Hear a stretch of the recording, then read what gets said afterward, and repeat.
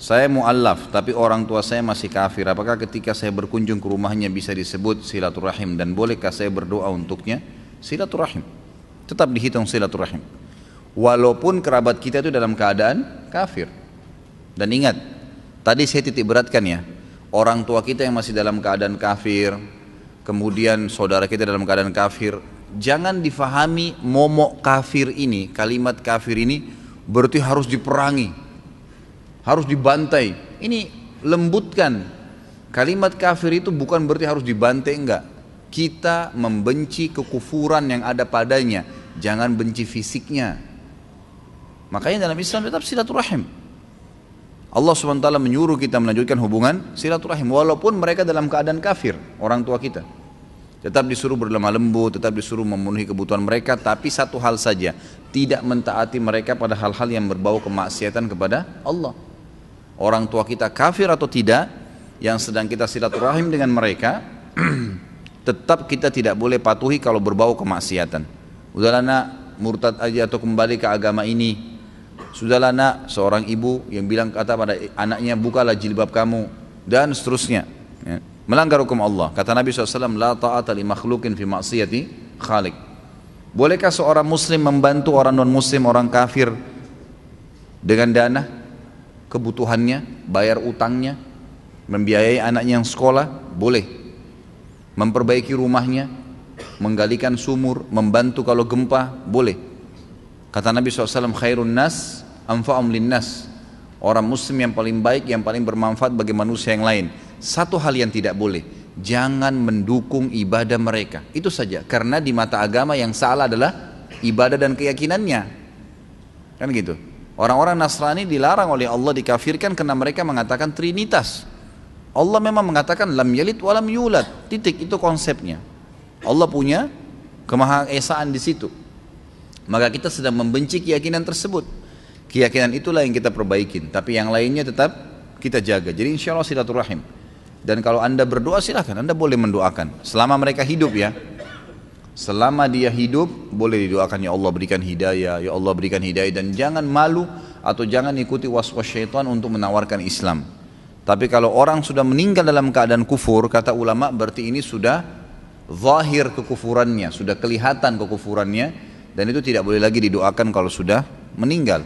Memang sudah begitu hukum Allah SWT. Makanya dalam hadis disebutkan bahwasanya Nabi SAW pernah bersabda, aku meminta izin kepada Tuhanku untuk mengunjungi kuburan ibuku Aminah di sebuah wilayah namanya Rabwa antara Mekah dan Madinah, dan aku diizinkan, kata Nabi SAW, dan aku ingin beristighfar untuk ibuku, aku minta izin kepada Tuhanku untuk beristighfar untuk ibuku, tapi aku tidak diizinkan karena Aminah meninggal dalam keadaan kufur. Hadis ini menjelaskan bolehnya seorang anak melanjutkan hubungan silaturahim dengan orang tuanya hidup atau mati dan datangi kuburannya, tapi di sini tidak boleh didoakan karena Nabi SAW sendiri dilarang oleh Allah Subhanahu wa ta'ala.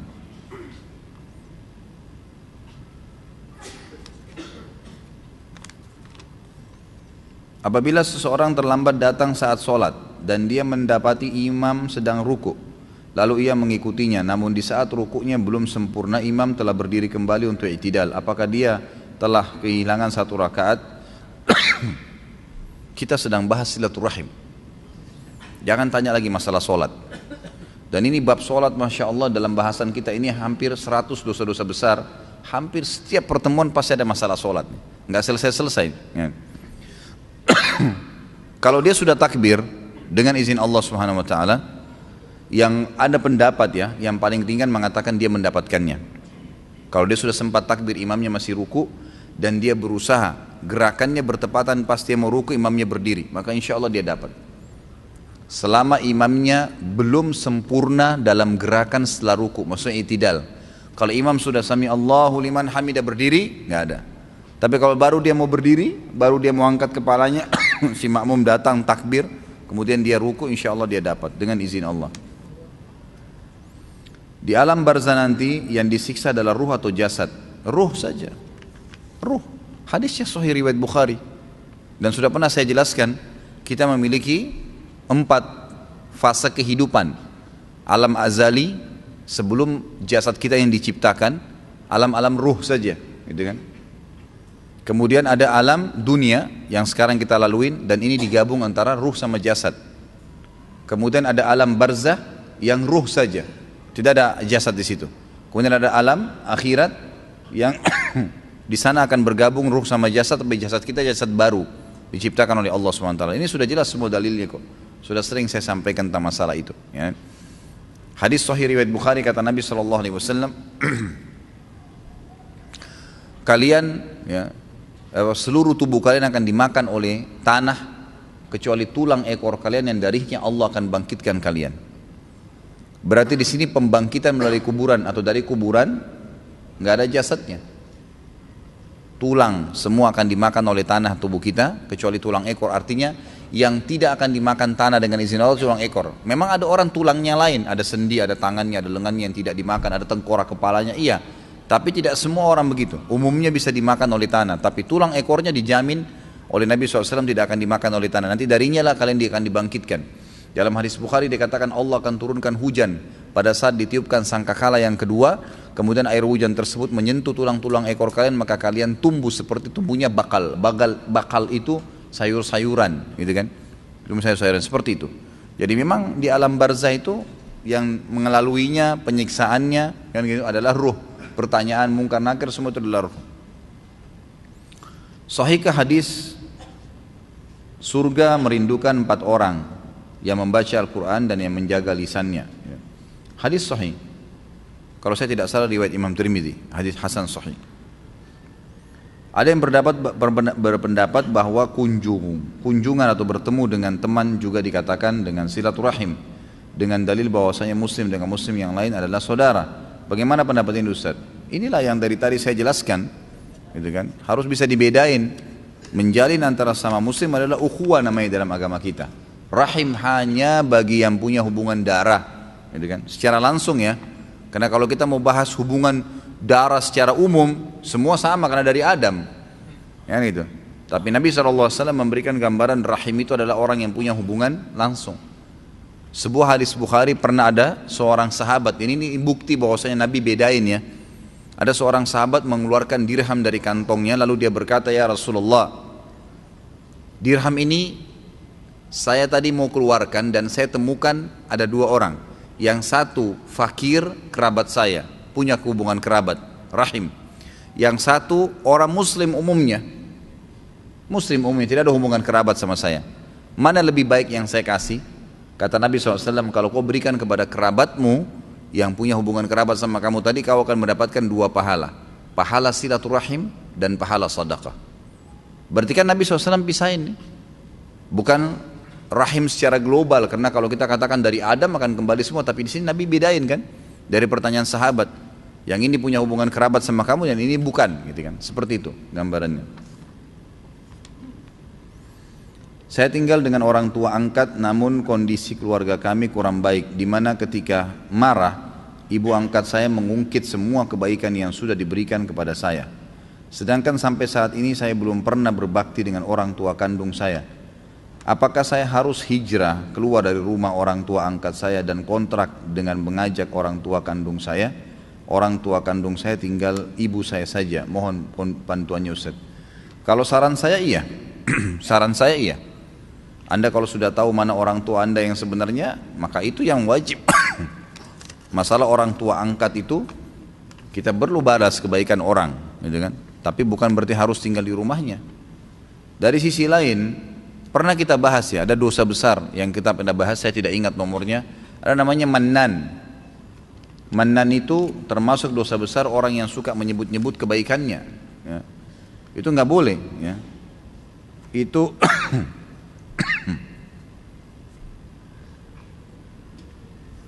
dosa besar ke-36. Kalau yang pegang bukunya di halaman 103, saya ingatkan kembali. Allah Subhanahu wa taala berfirman tentang tidak bolehnya menyebut-nyebut kebaikan. Jadi itu dosa ya, dosa besar. Saya sudah pernah bantu kamu, saya sudah 10 tahun berikan kamu beasiswa, saya sudah biayai kau dari kecil, nggak boleh. Sampai sebagian ulama mengatakan karena tegasnya larangan di sini, sampai-sampai orang tua pun tidak boleh bilang sama anaknya, nggak perlu. Padahal itu anak sendiri ya, Apalagi kalau dibalik, anak bilang ke orang tuanya atau saudara bilang sama saudaranya, itu nggak boleh sama sekali. Kata Allah SWT, Allah menjelaskan dalam Al-Baqarah 264 penyebab dibatalkannya pahala bagi orang yang pernah bersedekah karena menyebut-nyebutnya. Kata Allah, a'udzubillahi minasyaitonirrajim, ya ayyuhalladzina amanu la tubtilu shadaqatikum bil manni wal adza. Al-ayat. Hai orang-orang yang beriman, jangan sampai kalian menghilangkan pahala sedekah kalian dengan menyebut-nyebutnya dan menyakiti perasaan si penerima. Suami bilang sama istrinya, sudah berapa tahun saya biayai kamu? Bukankah saya sudah bantu orang tuamu? Bukankah begini dan bukankah begitu? Perlu satu hal digarisbawahi teman-teman sekalian ya.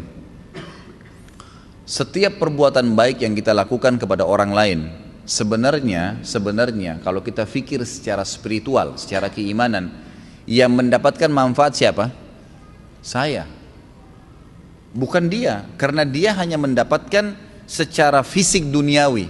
Saya berikan dia 5.000, dia hanya bisa beli air mineral dan segalanya. Tapi saya dapat apa?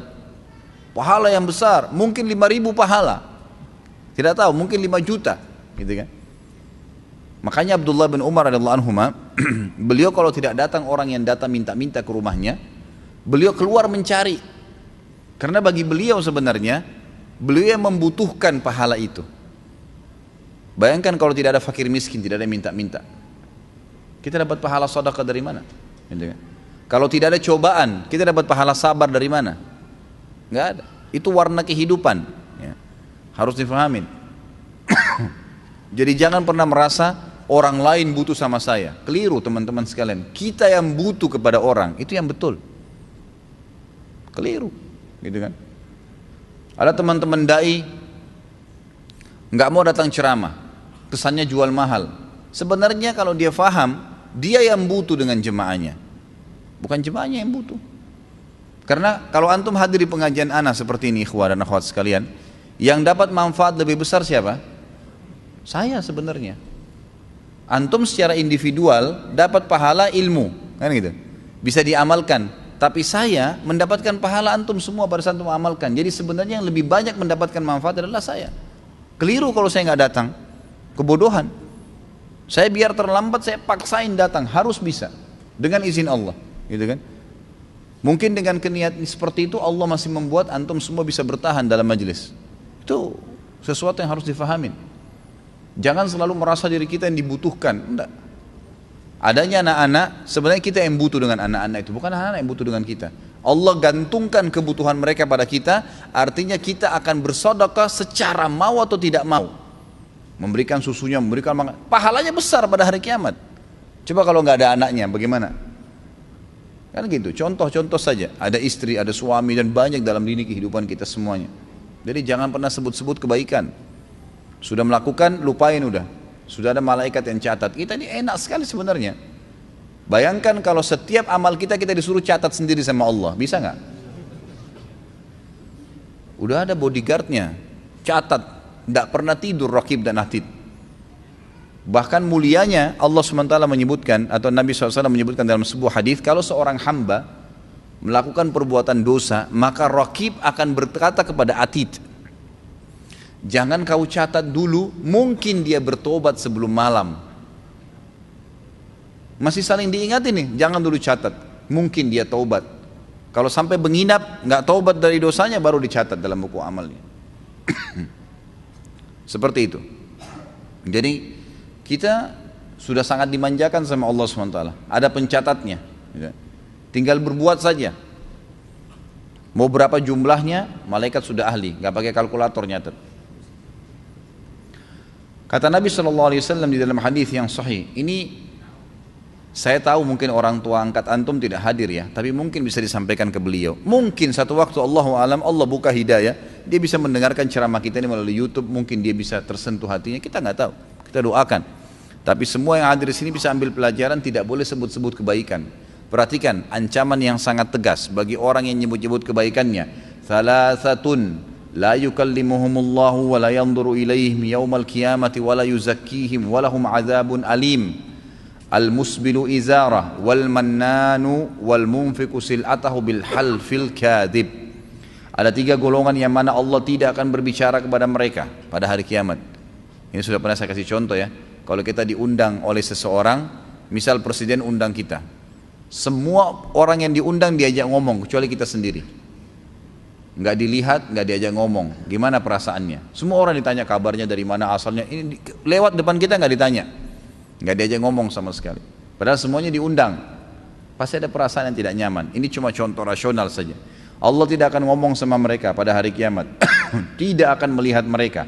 Dan Allah tidak akan mensucikan mereka di timbangan amal. Karena hari kiamat mungkin dosa seseorang 200, pahalanya 198.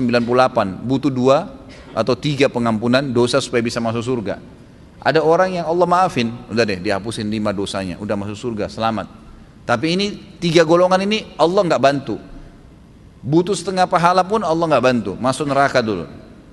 Nggak dilihat, nggak ada yang ngomong, dan tidak akan disucikan di timbangan hari kiamat. Dan mereka akan mendapatkan azab yang pedih, 4 ancaman. Yang pertama, orang yang memanjangkan pakaiannya melebihi mata kaki, isbal, yang sudah pernah saya jelaskan. Dan hadis ini pernah saya jadikan hujjah atau alasan. Ada orang yang bilang, oh isbal itu kan hanya dilarang kalau sholat. Hadis ini menjelaskan bukan masalah sholat. Di luar sholat pun sama. Oh Ustaz, saya kalau pakai celana jingkrang mata kaki saya kelihatan jelek kelihatan. Itu persepsi. Ada orang di mall pakai sampai lututnya lebih tinggi, nggak dimasalahkan. Ada orang lebih tinggi lagi setengah paha, nggak dipermasalahkan. Kenapa yang naik di atas mata kakinya dipermasalahkan? Karena seorang muslim dalam mengimani tauhid uluhiyah, mengesahkan Allah dari sisi ibadah, adalah meyakini semua yang baik dan bagus dan indah itu di mata dia, apa yang bagus dan baik serta indah di mata Allah. Yang buruk di mata dia adalah semua yang buruk di mata Allah. Sudah. Mau seluruh dunia tidak suka, terserah. Yang penting bagi saya Tuhan saya mengatakan seperti ini. Kan gitu. Itu namanya mengesahkan Allah dari sisi uluhiyahnya. Penyembahan Allah secara murni. Kemudian yang ketiga, yang pertama orang yang menjangkan pakaian melebihi mata kaki bagi laki-laki dari atas ke bawah, bukan dari bawah ke atas. Kaos kaki nggak ada masalah. Yang kedua, orang yang suka menyebut-nyebut kebaikannya yang pernah diberikan kepada orang lain. Bayangkan ini, pernah berbuat baik loh, disebutin malah jadi masalah. Dan yang ketiga adalah penjual yang melariskan barang dagangannya dengan sumpah dusta. Hadis yang lain, kata Nabi SAW, "Thalathatun la yakbalullah minhum sarfan wala adla, aqun wa mannanun wa mukadzibu bil qadar." Ada 3 golongan manusia yang mana Allah tidak akan menerima amal wajib maupun amal sunnah darinya, yaitu orang yang durhaka kepada kedua orang tuanya. Yang kedua, orang yang gemar menyebut-nyebut kebaikannya, dan orang yang mendustakan qadar, mendustakan takdir maksudnya, gitu kan? Jadi ada bahasan qada dan qadar, iman, rukun iman kita yang ke-6. Kalau qada itu keputusannya Allah, kalau qadar kapasitasnya, gitu kan? Jadi Allah SWT menciptakan semuanya, semua ini dengan qadanya Allah, keputusannya Allah, dan Allah berikan setiap qada ada kadarnya, ada kapasitas, gitu kan? Allah ciptakan lapar, ada kapasitasnya itu supaya laparnya bisa hilang, makan nasi sepiring, udah, itu kadar namanya. Orang capek, qada, keputusan Allah, ada kadarnya untuk menghilangkan capek itu. Semua punya qada dan qadar. Itu rukun iman kita, gitu kan?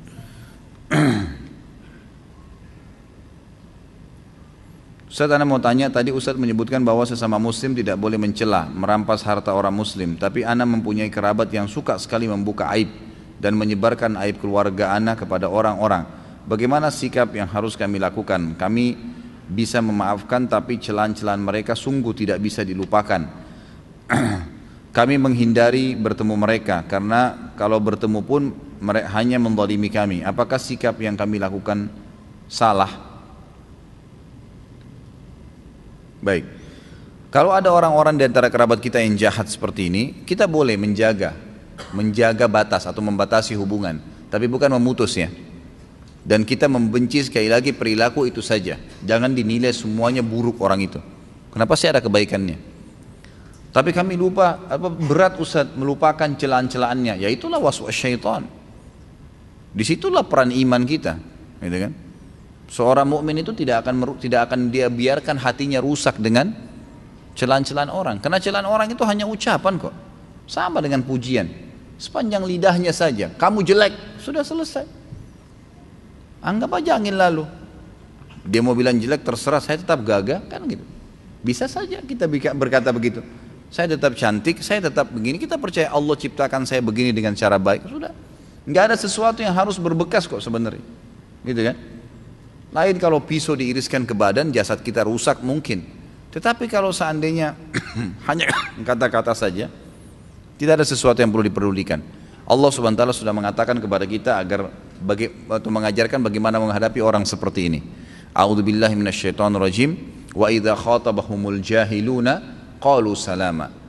Orang-orang beriman itu hamba-hamba Allah yang disayangi oleh Allah, ibadur rahman namanya, gitu kan? Mereka yang kalau melewati orang-orang jahil, kata ulama tafsir, jahil adalah suka mencaci maki, suka mencela, suka menilai buruk penampilan seseorang, gitu kan?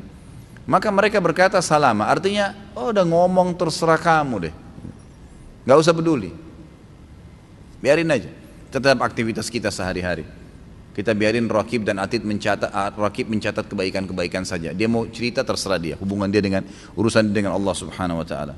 Dan kita juga harus tahu ya, tadi saya sudah jelaskan ada qadar ya, ada qada dan qadar. Subhanallah, kejahatan itu juga Allah ciptakan sebagai qada. Allah ciptakan kebaikan dan keburukan, gitu kan? Dan perlu kita ketahui juga punya qadar. Subhanallah, kejahatan juga punya qadar loh. Kalau dia meninggal, selesai kejahatannya. Atau kata ulama minimal per hari itu ada berhenti kejahatannya. Misal dia jahat dari pagi nih, pasti ada saatnya dia letih, dia jenuh, dia berhenti ke kamar mandi, dia berhenti makan, dia tidur, berhenti kejahatannya. Ada kadarnya itu. Kadang-kadang Allah SWT malah menghukum dia kalau dia sudah berlebihan. Mungkin dia meninggal tiba-tiba, mungkin dia jatuh, mungkin dia ini, mungkin dia itu. Banyak hal. Jadi nggak usah terlalu khawatir. Kita punya Tuhan Allah SWT dan semua sudah sesuai dengan kadarnya. Ada saatnya dia akan berhenti. Dan pada saat sekarang Anda akan mendapatkan pahala sabar. Ingat ya, pahala amal yang besar sekali adalah sabar. Kata Allah SWT, wa ma yulaqqaha illa alladhina sabaru wa ma yulaqqaha illa dzu hadzin azim. Surga itu tidak akan didapatkan kecuali bagi orang-orang yang sabar. Dan surga tidak akan didapatkan kecuali orang yang memiliki nasib yang baik. Allah mempertemukan antara nasib yang baik dan masuk surga dengan mudah adalah orang yang sabar. Dan sabar kapan dibutuhkan? Kalau cobaan sedang datang, ya kan? Disitulah cobaan, disitu dibutuhkan, itu kita akan panen pahala sabar. Lagi ada masalah, kita hadapin dengan tenang, ya kita bersyukur kepada Allah Subhanahu Wa Taala, ikhtiar mencari jalan keluar seperti itu. Kemudian orang tua anak sudah cerai. 7 anak mengikuti ibu dan 1 anak mengikuti ayah. Tapi ibu anak juga termasuk saudara-saudara kandungnya tidak boleh bertemu dengan 1 anak yang ikut ayah tersebut. Bahkan 1 anak tersebut diajarkan bahwa ibu kandungnya adalah ibu tirinya. Apa yang harus kami lakukan sedangkan ibu anak sangat merindukan anak tersebut? Ya diingatkan ayahnya. Ini biasa saya bilang, ini tadi yang saya kasih contoh ya. Biasanya ego pribadi. Karena jengkel dengan mantan pasangan hidup, maka dia memutus hubungan antara orang tua dengan anak. Nggak boleh, dosa besar itu. Nggak boleh sama sekali, gitu kan? Maka diingatkan si ayah. Dan kalau anak itu sudah besar, bisa diberikan penjelasan. Mungkin bertemu di luar rumah, mungkin melalui sosial media, gitu kan? Diberikan penjelasan, gitu kan? Yang jelas, jangan balas keburukan orang dengan keburukan kita. Jangan orang putus silaturahim, kita juga putus silaturahim. Jangan orang gibah, kita juga gibah. Dia dihukum, kita juga dihukum. Ngapain? Nggak usah ikut-ikutan. Apakah ada hukum puasa Rajab 10 hari? Sama sekali nggak ada. Semua hadis tentang puasa Rajab lemah, bahkan maudhu. Nggak ada puasa khusus. Rajab adalah bulan dari 4 bulan yang dimuliakan. Rajab, Dzulqa'dah, Dzulhijjah dan bulan Muharram. Allah sebutkan dalam surah At-Taubah ayat 36. Khusus masalah Rajab masuk dalam bulan-bulan yang dimuliakan, ya kan gitu. Kata Imam Qurtubi rahimahullah, Allah memuliakan ke-4 bulan ini, artinya siapapun yang beramal soleh di 4 bulan ini akan dilipat gandakan pahalanya. Dan siapapun yang berbuat dosa dilipat gandakan hukumannya. Tetapi amal solehnya adalah amal yang sudah diperintahkan. Misal sholat 5 waktu, sholat sunnah, puasa sunnah, zikir pagi sore, bakti dengan orang tua, menjenguk orang sakit, silaturahim keluarga, semuanya amal soleh yang sudah ada perintahnya di bulan Rajab dan bulan Zulqa'dah, Zulhijjah dan bulan Muharram dilipat gandakan pahalanya dibandingkan bulan-bulan lain kecuali Ramadan. Itu yang dimaksud. Tapi kalau hadis yang puasa hari pertama Rajab diampuni dosanya, ada yang puasa sekian hari akan mendapatkan pahala para nabi-nabi dan beragam macam khurafat, semuanya hadis maudhu, hadis yang bohong. Yang itu sudah diangkat oleh para ulama tentang masalah ini. Bagaimana pendapat tentang amal baik bukan sebab masuk surga, karena itu hak proaktif Allah ya. Ya memang benar, hadis Nabi SAW. Tidak ada seorang pun di antara kalian yang akan masuk surga dengan amalnya. Kata para sahabat, Anda juga ya Rasulullah? Kata Nabi SAW, iya, saya pun juga. Semuanya masuk dengan rahmat Allah SWT. Kalau ada yang bertanya, lalu untuk apa orang beramal? Ya untuk meninggikan derajat di surga. Untuk fasilitas lebih baik. Sebagai bentuk kepatuhan kepada Allah diberikan pahala, nanti pahalanya akan meninggikan derajat dia. Tapi kalau masuk ke dalam surga dengan rahmat Allah Subhanahu Wa Taala. Itu memang hadis sahih. Ana belum hafal zikir pagi dan sore. Bolehkah ana membacanya dan bolehkah tidak berurutan? Boleh, nggak ada masalah. Boleh saja bawa bukunya, baca. Dan insya Allah kalau rutin dikerjakan maka akan boleh juga didengar, ya kan? Di radio kalau lagi di mobil, kalau di motor mungkin pakai headset dan seterusnya itu bisa. Apakah benar seorang laki-laki yang tidak sholat Jumat 3 kali berturut-turut harus mengulangi syahadatnya? Ini pendapat ijtihad ulama. Kalau dalil tidak ada. Kalau dalil tidak ada. Ini pendapat Imam Syafi'i rahimahullah yang mengatakan karena Jumat itu wajib, kalau orang meninggalkannya secara sengaja maka dia kufur, gitu kan. Tapi jumhur ulama mengatakan tidak. Hanya saja ya dia berdosa besar sebagaimana dia tinggalkan sholat. Tinggal dilihat. Kalau dia meninggalkan sholat 5 waktu atau Jumat jahdan karena membangkang terhadap hukumnya, ini kufur. Ulangi syahadatnya. Tapi kalau dia takasulan, malas-malasan atau karena jahlan, maka ini tidak, disuruh taubat saja. Apa amalan wajib dan sunnah bagi orang tua yang bayinya baru lahir? Tidak ada yang kalau yang wajib sebenarnya akikah, ya, akikah bayinya di hari ke-7. Kemudian kalau anak laki-laki 2 ekor kambing, kalau anak perempuan 1 ekor kambing. Kemudian mencukur rambutnya dan menimbang dengan timbangan perak atau emas lalu bersedekah dengan jumlahnya. Itu yang sifatnya wajib. Kemudian yang termasuk wajib juga kalau tidak salah itu memberikan nama yang baik. Dan itu di hari ke-7 semua. Jadi tumpahkan darah menyembelih untuknya. Kemudian memberikan nama yang baik. Sunnah mentahniknya. Tahnik itu mengunyah kurma sampai halus dan menempelkan di langit-langit, di bagian dalam gusinya, gitu kan. Maka itu nanti diisap oleh dia dan itu sedikit saja, gitu kan. Sedikit sekali, tiap hari boleh diberikan, itu bagian daripada sunnah. Yang saya tahu seperti itu. Kalau kita bicara ruang lingkup wajib yang lebih jauh, tentu masuk dalamnya pendidikan, nafkah, yang itu. Saya bicara tadi itu yang masalah kalau baru lahir bayi. Tapi kalau global, lebih global, maka pendidikan anak juga termasuk dalam kewajiban. Ustadz punya buku nama-nama baik untuk anak? Tidak ada sebenarnya. Sering saya bawa ya. Tapi malam ini kayaknya tidak terbawa. Kalau tidak salah yang saya bawa itu ada yang pesanan teman-teman masalah sifat sholat dan wudhu yang bergabung, yang bergambar itu dengan buku doa. Dan saya tidak tahu ada buku apa lagi yang saya siapkan tadi. Tapi ada, buku itu ada buku khusus nama-nama baik gitu kan. Nama-nama anak soleh, kalau apa pilihan nama-nama untuk anak soleh. Terbitan Pustaka Ibnu Umar. Kalau mau dicari sendiri silakan. Kalau enggak mungkin Rabu depan insya Allah saya diingatkan. Mudah-mudahan saya bisa bawakan. Apakah seorang anak yang orang tuanya bercerai dan ia tinggal dengan ibunya sedangkan ayahnya tidak peduli atau meninggalkannya disebut yatim atau mustahik?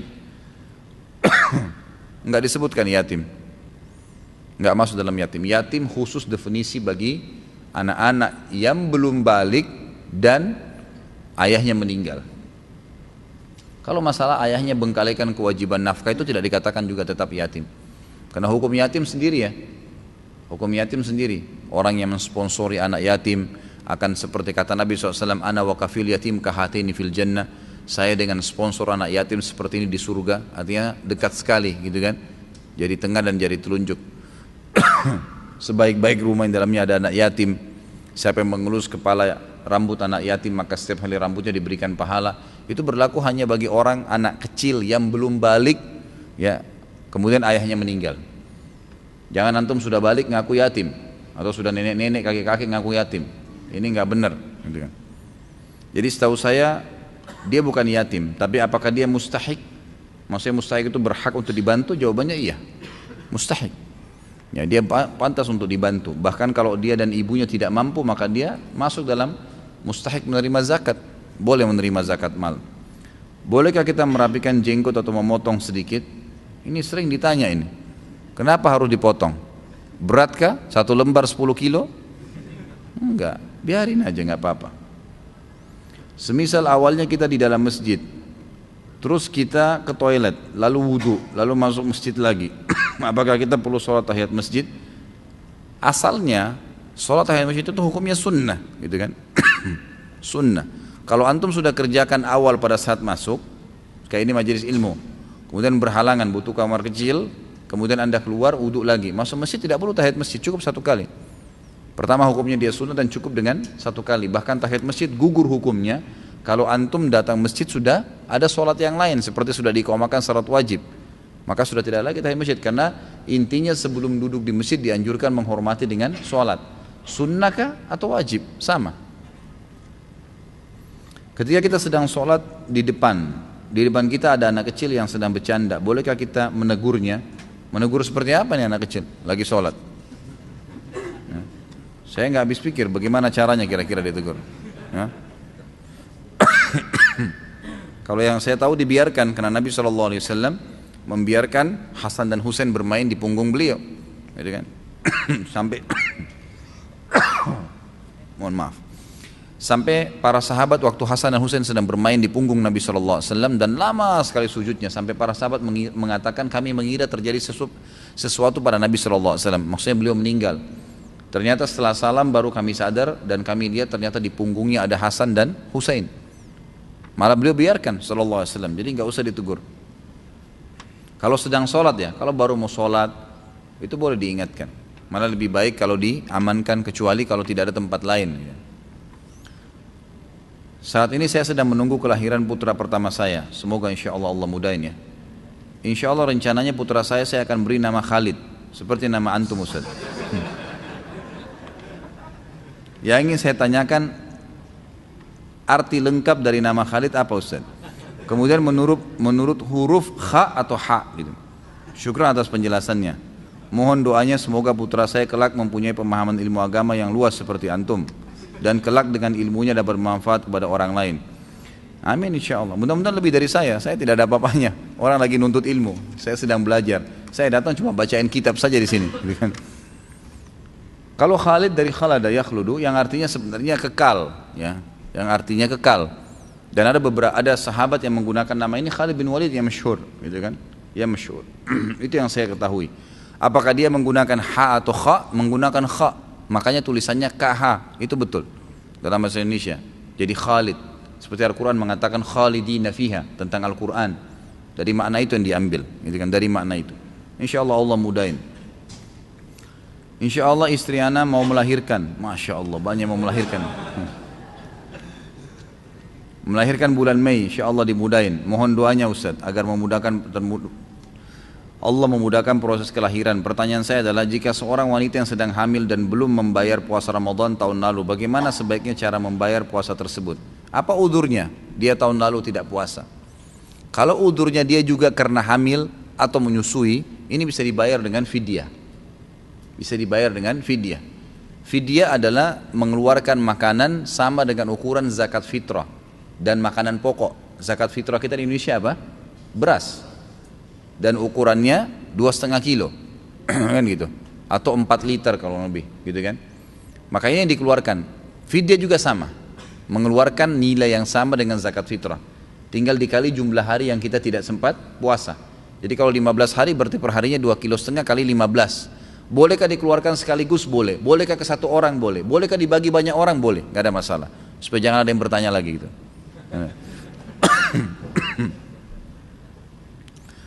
Lalu bagaimana kalau dia kemarin tidak ada udurnya Ustaz? Hanya kebetulan memang menunda-nunda saja dan sekarang lagi hamil. Maka dia puasa, berusaha. Persepsi yang selalu ditanamkan di benak kita adalah sugesti positif. Saya bisa, saya mampu. Berdoa sama Allah, ya Allah bantulah saya. Jangan saya hamil, saya lemah, nanti haus, dan seterusnya. Saya pernah praktekin ke istri saya motivasi dia, alhamdulillah puasa 1 bulan penuh. Tidak ada masalah sama sekali. Bahkan pada saat itu hamilnya lagi hamil besar lagi, gitu kan. Pada saat sahur diberikan konsumsi yang cukup, buka puasa juga yang cukup, nggak ada masalah. Sugestinya selalu positif saja, tapi jangan dipaksain, gitu kan. Kalau nggak bisa ya sudah. Solusi yang lain adalah solusi yang lain, bagaimana caranya? Jangan digabung. Kalau dia tidak mampu, maka dia melahirkan. Kalau masa melahirkannya memang sekarang dia tidak mampu, memang sering haus, butuh obat-obatan, vitamin dan segalanya, dia tidak berdosa insya Allah. Karena memang dia masih punya kesempatan. Sama hukumnya dengan orang yang meninggalkan sholat wajib di awal waktu. Kemudian dia mau sholat di akhir waktu, gitu kan? Ternyata di akhir waktu dia lupa. Ini hukum fikih ya.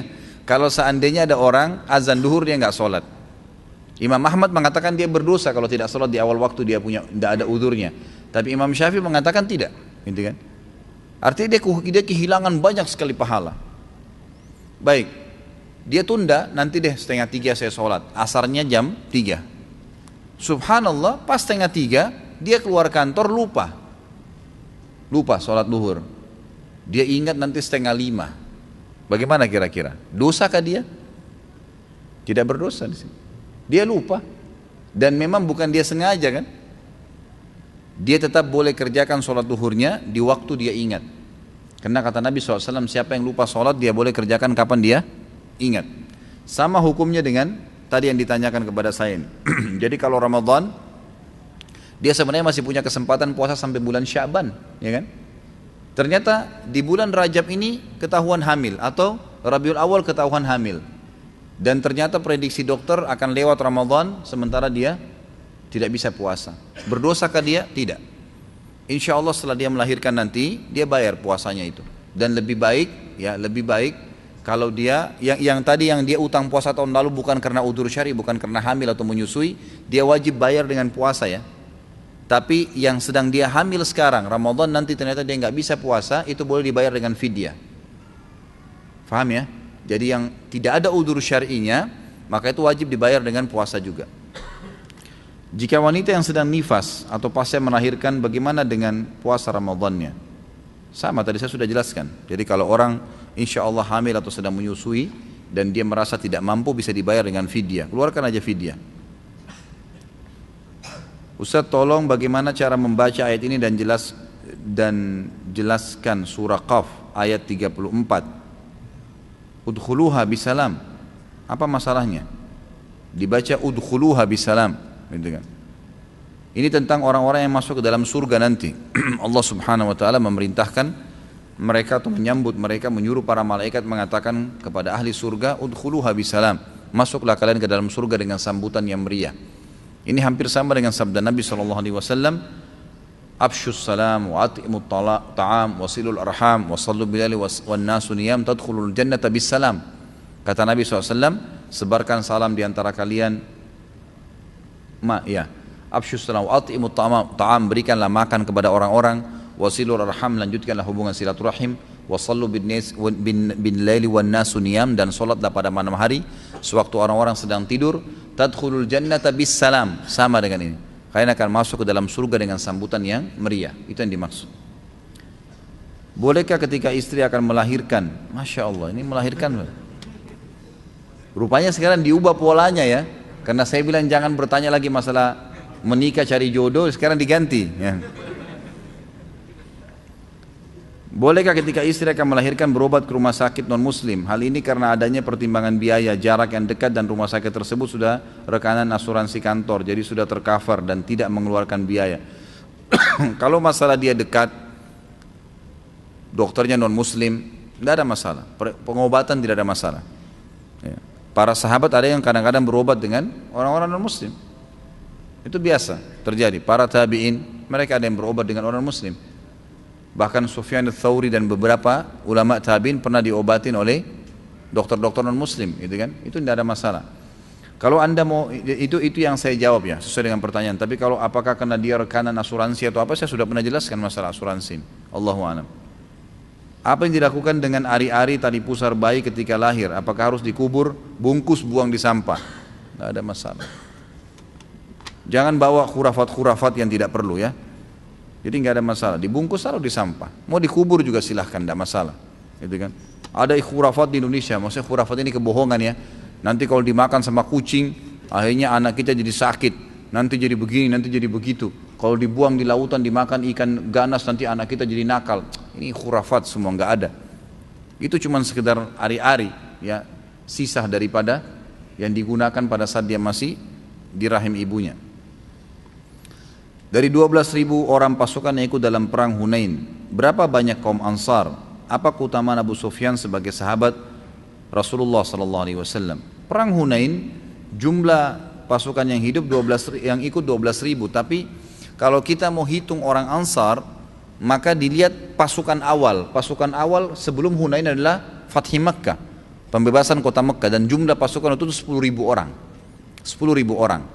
Dari 10.000 orang ini, ulama mengatakan, ya ahli sejarah mengatakan jumlahnya antara Ansar dan Muhajirin itu perbandingannya 70-30. Jadi 70%-nya orang-orang Ansar Madinah, karena memang mereka lebih banyak, dan 30%-nya adalah orang-orang Muhajirin. Jadi kurang lebih kalau dari 10.000 orang pasukan yang menyerang Mekah itu sekitar 7.000 orang dari orang Ansar. Dan itulah jumlah mereka juga yang masuk ke Hunain. Ya kan gitu. Karena memang perang waktu pembebasan kota Mekah nggak ada korban dari sahabat, nggak ada yang mati. Sementara perang Hunain ini adalah kelanjutan dari perang pembebasan kota Mekah. Jadi kalau ditanya kurang lebih Allah alam yang saya tahu sekitar 70 ribuan. 7.000 ya, 7.000 orang. Selama 16 tahun orang tua membiayai penuh pendidikan si anak sampai lulus. Ketika si anak sudah bekerja dan memiliki penghasilan, orang tua meminta kembali semua biaya yang sudah dikeluarkan dulu kepada si anak. Apakah dapat dibenarkan sikap orang tua tersebut? Jawabannya benar, iya. Bisa dibenarkan. Ya, bisa dibenarkan. Dia minta yang pernah dia berikan atau tidak, itu bisa saja. Tidak ada masalah itu. Terutama yang berhubungan dengan sebelum sesudah dia balik, kalau anak laki-laki. Karena kewajiban nafkah orang tua, terutama ayah, kalau ayah meninggal ibunya membiayai anaknya yang laki-laki hanya sampai dia balik. Setelah balik hukumnya sunnah. Semestinya secara hukum syar'i, kalau kita bicara ini ruang lingkup bukan orang tua pada anak, nggak boleh masuk dalam mannan, gitu kan? Tadi yang sudah kita jelaskan. Tapi khusus masalah uang, kalau orang tua minta dari anaknya, tidak sebaliknya ya, bukan anak minta sama orang tua, ini durhaka. Kalau ada anak biayai rumah sakitnya orang tuanya dan seterusnya lalu dia minta bayar kembali, ini durhaka dengan orang tuanya. Berapapun umur dia, berapapun umur orang tuanya. Tapi khusus bab orang tua yang minta uang dari anaknya, gitu kan? Baik untuk kebutuhan dia atau dia mau minta yang pernah dia keluarkan buat anaknya selain dari yang wajib itu, gitu kan? Maka itu boleh-boleh saja. Karena memang disebutkan dalam hadis yang sahih ada seorang sahabat riwayat Bukhari mengeluhkan ayahnya yang datang ke rumahnya pada saat dia tidak ada dan mengambil sebagian hartanya. Ya, karena istrinya nggak mampu nahan maka dikasih aja mertuanya datang minta. Si suami waktu datang anaknya si laki-laki atau si ayah ini melapor kepada Nabi SAW. Lalu Nabi SAW marah kepada sahabat tersebut sambil berkata, Anta wa malika li abik.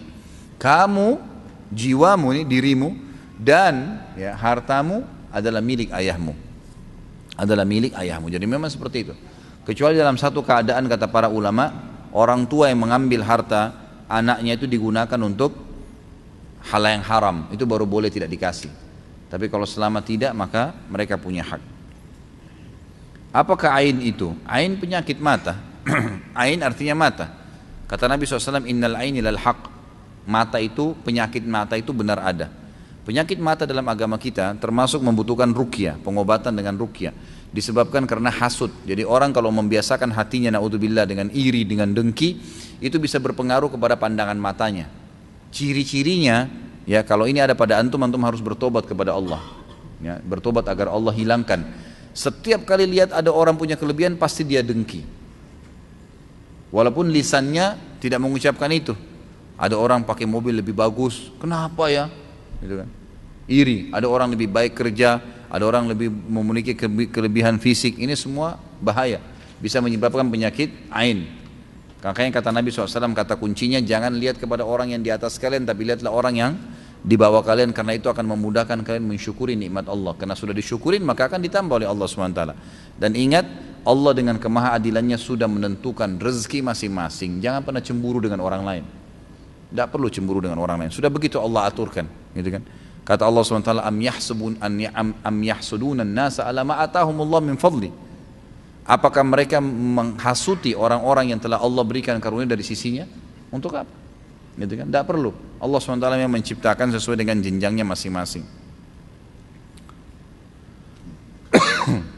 Kenapa Harut dan Marut mengajarkan sihir? Ini khilaf di antara ulama tentang kisahnya sebenarnya, gitu kan? Khilaf di antara ulama tentang kisah Harut dan Marut. Tapi ada riwayat yang dinukil, gitu kan? Saya juga insya Allah akan memastikan kembali riwayat itu. Tapi yang jelas dinukil bahwasanya Harut dan Marut meminta kepada Allah Subhanahu Wa Taala untuk diberikan hawa nafsu seperti manusia. Lalu Allah Subhanahu Wa Taala mengatakan kalau kalian diberikan nafsu maka kalian akan melakukan kerusakan nanti.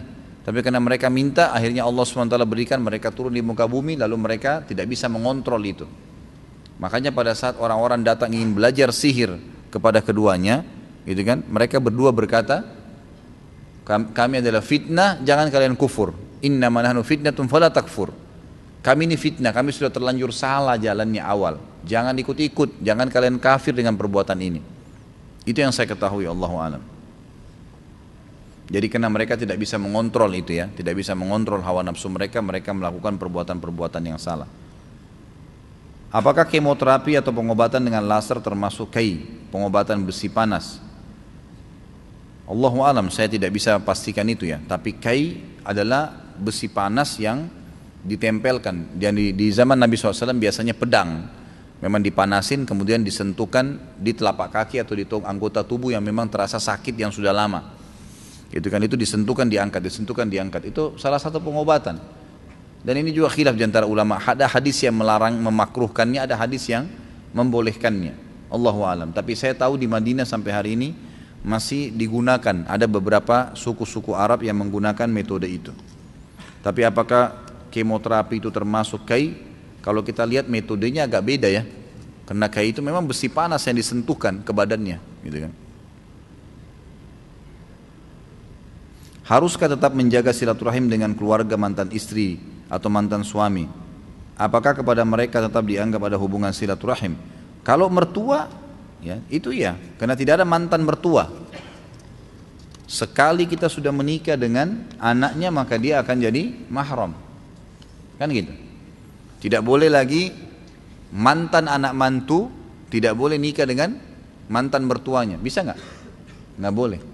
Si A cerai dengan istrinya si B, selesai, habis masa iddah bukan mahram lagi. Apakah dengan dia cerai sama istrinya tadi, dia boleh nikah dengan ibu mertuanya? Nggak boleh, karena ini sudah mahram. Sebagian ulama yang lebih kuat mengatakan mereka mahram abadi. Jadi tetap silaturahim, biasa saja. Telepon, tanya kabar, tunjukkan kebaikan-kebaikan, gitu kan. Maaf, pertanyaan menyangkut haji. Baiklah, kita terima karena ada maafnya. Tapi jangan lagi nanti minggu depan pakai maaf semua. Bolehkah kita menabung untuk dana tabungan haji dengan keuntungan yaitu kita sudah didaftarkan antrian haji? Ya tergantung ya, saya tidak tahu seperti apa proses tabungannya. Apakah Anda tabung sendiri, tabung di perbankan? Perbankan pun kalau jelas perbankan konvensional ribawi, nggak boleh. Ya, kalau ada yang bertanya lagi masalah hukum bank ribawi, jelas haram, nggak boleh. Nggak mungkin saya mengatakan iya halal buka aja rekening, nggak mungkin. Saya nanggung konsekuensi hari kiamat di neraka. Ngapain? Anda yang menikmatin kemudian saya yang disiksa, gitu kan?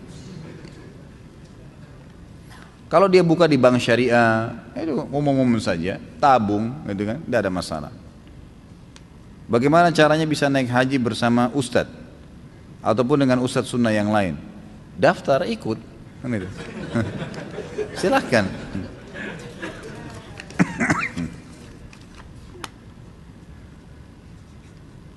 Selain di sini, apa ini? Di mana lagi ustadz adakan taklim rutin? Dan di televisi saya juga pernah melihat ustadz bersama Ustadz Arifin, apakah rutin dan setiap hari apa? Dia bisa dilihat di web saya, di www.khalidbasalama.com, dibuka ada jadwal full, di situ sudah dilihat. Kalau apakah rutin, tidak rutin. Saya hanya kebetulan kemarin diminta di TVRI pada hari Kamis, 2 Kamis yang lalu, sama beliau, sekali tampil beliau jadi moderatornya dan saya sempat menyampaikan materi, itu saja. Kalau apakah rutin, tidak. Pertemuan pun tidak rutin terjadi, tapi kadang-kadang kalau beliau ingin menanyakan sesuatu ya, atau mungkin menawarkan kepada saya pengajian gitu kan, itu baru, atau ada undangan mungkin baru bisa baru berhubungan. Kenapa pada saat sholat ba'diyah kita bergeser tempat? Karena sunnah Nabi SAW mengatakan setiap tempat yang dipakai sholat akan menjadi saksi pada hari kiamat, maka dianjurkan pindah tempat, bergeser, karena itu akan jadi saksi hari kiamat. Apa hukum masuk rumah ibadah agama lain? Tidak boleh, haram, jangan masuk, gitu kan. Terutama kalau lagi ada spiritual, ada acara-acaranya, atau acara-acara agama mereka lah. Kata Nabi SAW, jauhilah tempat ibadah ahli kitab. Sementara ahli kitab itu Yahudi Nasrani adalah orang yang beriman kepada Allah ya. Tapi tetap disuruh jauhi tempat ibadahnya, terutama kalau mereka sedang melakukan ritual karena laknat Allah sedang turun. Hadis sahih riwayat Imam Ahmad masalah ini. Jadi kita nggak boleh dekat-dekatan. Saya sapa Ustaz, jangan tugas pada saat itu. Cari tempat lain, rezeki Allah luas kok. Jangan kurung diri kita di tempat yang haram. Jadi sebaiknya jangan. Kalau ahli kitab saja nggak boleh, apalagi agama lain. Sementara ahli kitab beriman kepada Allah. Sudah bisa difahami masalah itu. Saya mau bertanya bagaimana hukumnya seorang suami yang terus-menerus melakukan sholat berjamaah bersama di rumah dengan istri dan anak-anaknya, bukan di masjid. Kalau Imam Syafi'i mengatakan boleh-boleh saja. Imam Ahmad mengatakan tidak boleh kalau tidak ada udzur, makanya lebih baik dia ke masjid tentunya. Tapi istri saya sholat sendiri nanti Ustaz, baik Anda boleh sholat berjamaah di masjid, setelah itu pulang imami istri. Adakah dalilnya? Ada, sudah pernah saya jelaskan. Hadis Muadz bin Jabal, hadis sahih. Muadz bin Jabal radhiyallahu anhu dai-nya Nabi sallallahu alaihi wasallam ke Yaman, dan beliau adalah orang yang dicintai oleh Nabi sallallahu alaihi wasallam. Beliau selalu ikut 5 waktu sholat bersama Nabi SAW, kemudian pulang mengimami satu sukunya. Jadi bukan cuma istri anaknya, satu suku semua jadi diimami sama dia. Tapi sholat keduanya sudah dihitung sholat sunnah. Boleh. Dalam hadis Bukhari yang lain ada pernah sahabat terlambat masuk masjid, kemudian sudah bubar sholat, lagi berzikir. Ada satu orang masuk sendirian, mau sholat. Kata Nabi SAW, sebentar, siapa yang mau bersedekah untuk saudaranya ini? Abu Bakar angkat tangan, saya Rasulullah. Maka Abu Bakar pun berdiri sholat dengan dia. Padahal Abu Bakar tadi sudah sholat berjamaah. Berarti boleh orang, bab disebutkan bolehnya mengerjakan sholat wajib kembali, tapi hukumnya sudah sunnah oleh para ulama-ulama hadis, tapi hukumnya sudah sunnah untuk menemani saudaranya yang sholat sendirian. Jadi ini boleh saja. Bagaimana kalau kita punya salah dengan keluarga namun ia telah meninggal? Sebut-sebut kebaikannya, kemudian cobalah mengembalikan haknya yang kalau memang kita pernah ambil barangnya, berdoa kepada Allah agar dia diampuni, insya Allah akan seimbang masalah itu. Ya, itu tidak ada masalah. Asal memang betul-betul kita tulus ya. Mengapa kita tidak boleh bertasbih sebelum sholat? Apakah hadisnya sahih? Maksudnya apa ini tidak boleh bertasbih sebelum sholat? Saya nggak ngerti. Yang dimaksud apa sebelum sholat ini? Apakah yang dimaksud ini teriak-teriak pakai mic antara azan dan iqamah? Ini memang tidak ada sunnahnya. Kalau bertasbih berzikir antara azan dan iqamah boleh, tidak ada larangan. Zikir boleh saja kapan saja. Apakah budak hanya didapat dari perang? Bagaimana dengan Salman Al-Farisi datang dari Persia untuk mencari Nabi SAW, namun tertawan jadi budak? Saya tidak pernah tahu kalau Salman Al-Farisi ini pernah masuk dalam kategori budak. Dia hanya sekedar menuju ke Madinah, kemudian orang waktu saat dia bertanya, lalu kemudian orang tunjukkan kota Madinah dan dia masuk. Yang saya tahu Salman radhiyallahu anhu adalah orang yang bebas masuk ke Madinah tanpa tawanan. Ada mungkin beberapa riwayat yang menyebutkan masalah ini, tapi saya tidak tahu kesahihannya. Kalau budak bisa didapatkan dari peperangan, bisa juga didapatkan dari pasar. Karena kalau sudah jihad berkumandan banyak seperti di zaman Nabi SAW. Kalau kita rentet sejarah kehidupan Nabi SAW selama 10 tahun di Madinah, kalau kita ratakan semua selama 10 tahun dengan jumlah pasukan yang Nabi SAW utus, itu hampir per 2 bulan atau 3 bulan sekali pasukan jihad keluar. Selama 10 tahun ya. Ini yang banyak umat Islam lalaikan ini. Tidak pernah berjihad. Di zaman Nabi SAW itu kalau 10 tahun di Madinah, mulai hijrah masuk di Madinah tahun pertama sampai beliau mau meninggal, itu hampir kalau direntet sejarahnya dihitung, kurang lebih diakumulasikan, hampir per 2 bulan atau 3 bulan sekali pasti pasukan jihad keluar. Baik pasukan besar beliau pimpin sendiri atau pasukan-pasukan kecil yang beliau utus. Nah ini mengundang ghanimah, harta rampasan perang. Maka yang jadi di pasukan musuh akan menjadi budak.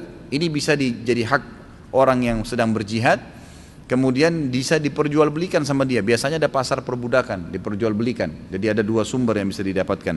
Tapi dianjurkan tentu setiap muslim kalau punya budak untuk membebaskannya. Makanya kata Nabi SAW, bebaskanlah para budak. Allah SWT juga selalu hubungkan dengan hukum syar'i. Fatahrirur raqabah, seperti orang berhubungan suami istri di siang hari Ramadan. Apa kafarahnya? Bebasin budak. Kan gitu. Kalau nggak punya, puasa 2 bulan berturut-turut. Kalau nggak bisa, baru memberikan makan 60 orang miskin, gitu kan? Jadi kita lihat pembebasan budak. Kalau ada orang membunuh orang lain tanpa sengaja, maka hukumnya adalah pembebasan budak. Orang bersumpah salah, sengaja atau tidak sengaja, maksud saya sengaja bersumpah atas nama Allah, kemudian dia bertaubat, pembersihannya, kafaranya, membebasin budak, atau berpuasa 3 hari berturut-turut, atau memberikan makan 10 orang miskin. Jadi memang budak dalam Islam itu ada dihubungkan dengan hukum syari, dan sudah pernah saya jelaskan masalah ini. Fadilah sholat rawatib 12 rakaat apa? Lalu dimulai dari mana? Apa dari isya atau subuhnya? 12 rakaat fadilahnya tentu banyak ya. Ada beberapa hadis, diantaranya hadis sahih, siapa yang menjaga 12 rakaat sehari semalam, Allah akan bangunkan baginya istana di surga. Ibnu Umar mengatakan, saya menghafal dari Nabi SAW 10 rakaat sehari semalam. Jadi hilaf di antara ulama antara 10 dan 12, tapi yang lebih kuat adalah 12 rakaat. Kalau dimulai dari mana tidak ada masalah, dimulai dari mana. Yang jelas dia 2 rakaat antara azan dan iqamah subuh, 4 rakaat sebelum duhur, 2 rakaat sesudah duhur, 2 rakaat sudah maghrib, 2 rakaat sudah isya. Dalam bermurabahah, barangnya harus kita miliki secara utuh, fisik, atau sebatas ada tanda bukti secara hukum, sudah berpindah ke pemilikan, baru bisa kita jual beli. Setahu saya yang penting ada bukti, setahu saya, gitu kan? Setahu saya ada bukti.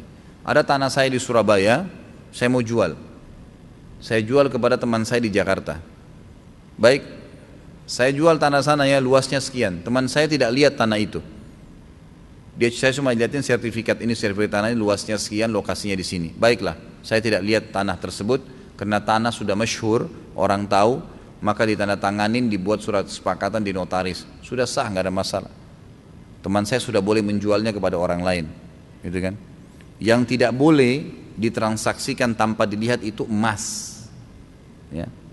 Kalau emas, perak, ya. Nabi SAW mengatakan yadan biyad, mithlan bimithl.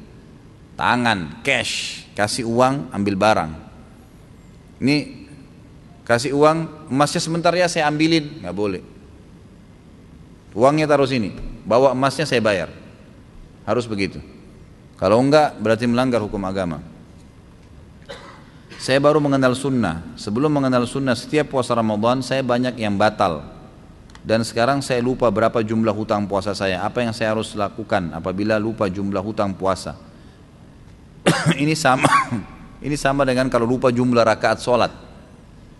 Kalau antum ragu 3 atau 4 ya, kita pilih yang mana? 3, yang lebih sedikit. Seperti itu. Kalau puasa Ramadan, kata ulama dibalik. Maksudnya diambil secara hukum hampir sama sholat, tapi dibalik. Kalau sholat dipilih yang lebih sedikit,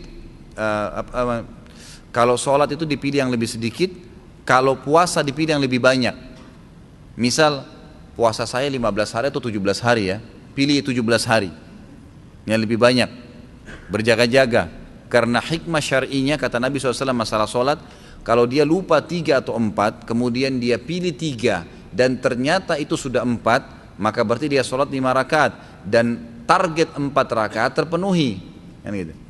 Kalau dia pilih 4 rakaat kata Nabi SAW ternyata baru 3, maka sholatnya belum sempurna karena baru 3 rakaat yang dia kerjakan. Kan gitu. Sama halnya dengan puasa, kalau kita pilih 15 atau 17, kita pilih 15 ternyata masih ada 2 hari yang kurang, maka harus dibalik dari kasus, tapi hukumnya hampir sama dengan sholat tadi, cuma bedanya kalau sholat memilih yang lebih sedikit, kalau ini memilih yang lebih banyak. Apakah kalau tidak membayar utang puasa kita tidak bisa masuk surga? Itu alasannya kenapa tidak bayar puasa dulu? Kalau alasannya tidak bayar puasa karena memang membangkang dengan hukumnya, Allahu alam, itu rukun Islam, bisa sampai pada tingkat kufur, sama dengan orang memungkiri zakat, orang memungkiri haji, sholat, itu semua sama, rukun Islam, tidak boleh. Tapi kalau misalnya ada seseorang yang dia baru tahu hukum puasa Ramadan itu haram, kalau dia kemudian dia meninggal, baru dia mau jalankan, dia meninggal, insya Allah sudah diampuni oleh Allah SWT. Tapi masalah puasa ini tetap harus walinya bayarkan, wali ya. Makanya ada sahabat mendatang kepada Nabi SAW berkata, ya Rasulullah, orang tua saya meninggal dan masih punya utang puasa, apakah saya mengqadhanya, saya membayarnya sebagai anak? Kata Nabi SAW, iya, karena haknya Allah lebih pantas kamu bayar. Berarti walinya tetap harus bayar puasa itu. Apakah dosa-dosa yang telah lalu akan diampuni Allah bila kita bertaubat? Tentu saja. Padahal setiap perbuatan dosa akan tetap tercatat dan pertanggungjawabannya di akhirat. Dosa yang pernah dikerjakan tercatat di buku amal, tidak akan pernah terhapus, nggak ada istilah dihapus dari buku amal. Misal seseorang melakukan perbuatan zina pada tanggal ini, pada malam ini, di tempat ini, dicatat oleh malaikat atid, begini kejadian dicatat oleh Allah, perintah Allah SWT. Seminggu kemudian dia taubat, ditulis pada tanggal ini dia bertobat dari dosanya yang itu, tapi tetap ada catatan. Makanya pada hari kiamat, tafsir dari makna firman Allah Subhanahu wa taala, orang-orang kafir untuk terima bukunya, mereka mengatakan, a'udzubillahi minasyaitonir rajim, ma li hadzal kitabi la yughadiru shaghiratan wala kabiratan illa ahsaha wa wajadu ma 'amilu hadira. Yang kurang lebih artinya al-ayat tadi. Orang-orang kafir pada saat menerima buku mereka, mereka mengatakan, buku apa ini? Tidak membedakan antara yang kecil dan yang besar. Ya, dan mereka mendapatkan semua apa yang mereka lakukan. Makna wa wajadu ma 'amilu hadira, mereka menemukan semua apa yang mereka lakukan. Kata ulama tafsir adalah masuk di dalamnya dosa yang pernah dikerjakan, lalu kemudian dia taubat, supaya dia tahu, nih pernah buat dosa ini, pernah buat dosa ini, pernah buat dosa ini, tapi kamu taubat pada ini, makanya dimaafkan. Tapi tetap ada catatannya, gitu kan? Jadi bukan dihapus begitu saja.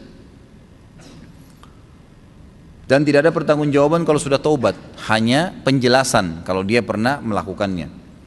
Ustaz, bagaimana cara menggugurkan dosa-dosa besar yang telah lalu agar kita tidak diazab oleh Allah SWT dalam kubur dan alam akhirat? Taubat nasuha sudah sering kita sebutkan.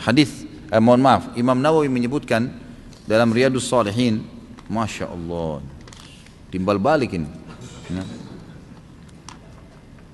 Jadi Imam Nawawi menyebutkan dosa besar akan diampuni oleh Allah kalau memenuhi 3 syarat mutlak. Meninggalkan dosa itu seketika, lagi zina berhenti, lagi bohong berhenti, lagi riba berhenti. Yang kedua menyesali, dan yang ketiga berjanji sama Allah tidak akan mengulanginya. Sebagian ulama menambahkan yang keempat dengan menyibukkan diri dengan amal soleh setelah dia berbuat dosa tadi. Karena umumnya orang mengulangi lagi dosa besar yang sama karena dia tidak sibukkan waktu-waktu yang biasa dia pakai berdosa dengan amal soleh. Apa boleh kita memisahkan atau menganjurkan seseorang untuk berpisah dengan orang tuanya dikarenakan hal berikut ini? Apabila orang tua dari orang tersebut kafir dan ada kekhawatiran akan mempengaruhi sang anak karena anak tersebut baru memeluk Islam, enggak perlu, enggak usah. Malah ajar dia agama Islam membolehkan kau silaturahim, tuntun dia agama yang benar, jangan malah dipisahin, enggak boleh. Karena memisahkan anak sama orang tuanya adalah hukum syar'i yang dilarang. Tadi sudah kita bahas panjang lebar masalah itu. Tuntun dia ke agama yang benar, kamu boleh silaturahim, kamu boleh bicara, kamu boleh begini, silahkan. Kalau masalah kita berikan saran, kalau dia tinggal serumah sama orang tuanya akan pengaruhi, orang tuanya akan jahat dengan dia, misalnya dipukulin, digebukin, harus keluar dari agama Islam, itu boleh kita sarankan supaya pindah. Tapi tetap ingatkan, kamu nggak boleh putus silaturahim dengan orang tua kamu. Sabar hadapin mereka, resiko itu dakwah. Dan ingat ya, Tidak ada orang Bapak Ibu sekalian di muka bumi ini yang tidak melalui cobaan, nggak ada. Jadi kalau sedang datang cobaan kita harus tahu bukan kita sendiri yang dicoba sama Allah, semua orang dicoba. Semua orang dicoba, nggak ada manusia yang tidak ada cobaannya. Dan sudah sunnatullah, ada senang, ada sedih. Sehari antum senang, antum akan sedih satu waktu. Ada muda, ada tua, ada malam, ada siang, ada hidup, ada mati, ada dunia, ada akhirat, pasang-pasangan. Memang sudah begitu.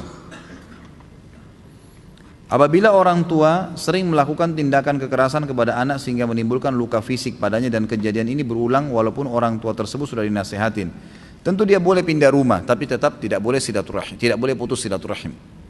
Boleh kita sarankan pindah tempat, dia khawatir orang tuanya mungkin ini kalau orang tua suka mukul ini orang tua tidak normal, aneh gitu kan. Jadi dia boleh tinggalkan rumah tapi tidak boleh putus silaturahim. Dalam kehidupan rumah tangga seringkali perceraian menjadi opsi yang dipilih oleh suami istri dikarenakan berbagai hal.